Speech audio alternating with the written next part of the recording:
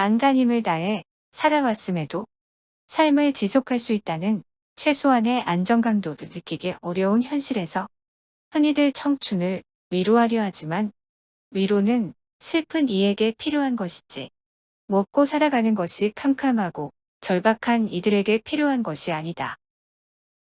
위로가 다음 달 공과금을 대신 갚아줄 수 없고 열정이 학자금을 면제해 주지는 못한다. 만성적 불안에 시달리는 우리가 찾아야 할 것은 숨 쉴 틈 없는 이곳을 도망칠 탈출구가 아니라 더 살만한 곳으로 만들어갈 해결책이다. 그러니 정신을 차리고 우리가 살아갈 세상은 우리가 만들어가자. 혼자라도 생존하기 위해서가 아니라 함께 살아가기 위하여. 세상은 외면하지 않은 개인이 모여 조금씩 변화하는 것이다.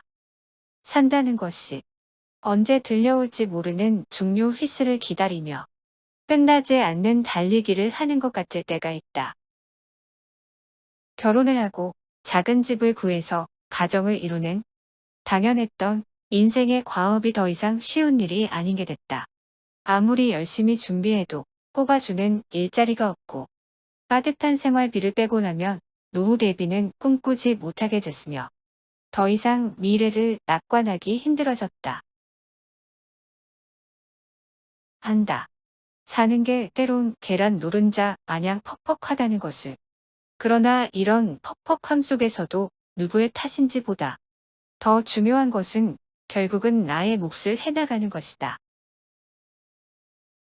투표도 하지 않고 사회의 문제를 탓하는 것은, 꼼짝하지 않고 부모의 무능력을 탓하는 것은, 앞으로 나아가지 않으면서 과거를 후회만 하는 것은 구차한 핑계밖에 되지 않는다. 노력이 항상 좋은 결실을 맺지는 못하더라도 그 결과가 당신의 마음에 차지 않을지라도 삶의 용기란 그럼에도 불구하고 스스로의 몫에서 도망치지 않는 것이다. 인생을 즐겨라. 웃고 즐길 줄 알아야 사람이다. 제 아무리 운이 좋은 복권 당첨자라도 복권을 사지 않으면 아무 소용없다. 제 아무리 기량 좋은 베스트셀러 작가도 글을 쓰지 않으면 아무 소용없다. 제 아무리 예쁜 여자도 가꾸지 않으면 아무 소용없다. 제 아무리 사랑한들 표현하지 않으면 아무 소용없다.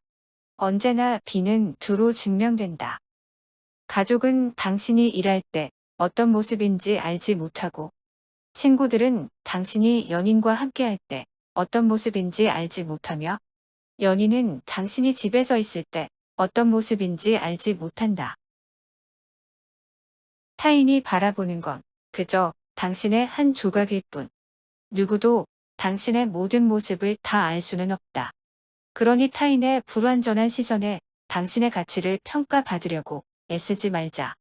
누군가에게 인정받으려 고군분투하지 말자. 당신의 진가는 오로지 당신만이 책정할 수 있다.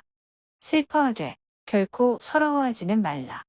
스스로를 위로하되 비참하게 여기지는 말라. 인정하기 싫은 일도 인정하고 억울한 일도 극복하기 위한 노력을 해야 할 뿐.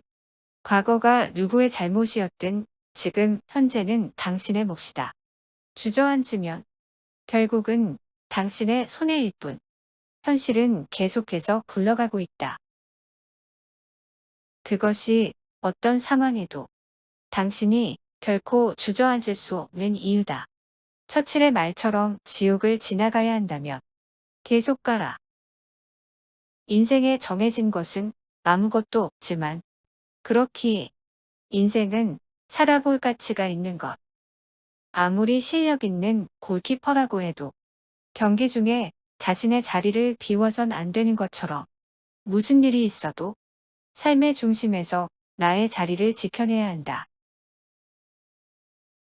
샤넬 백이 없어도 페라가모 구두를 신지 않아도 사랑하는 사람들과 그렇게 늙어가면 좋겠어.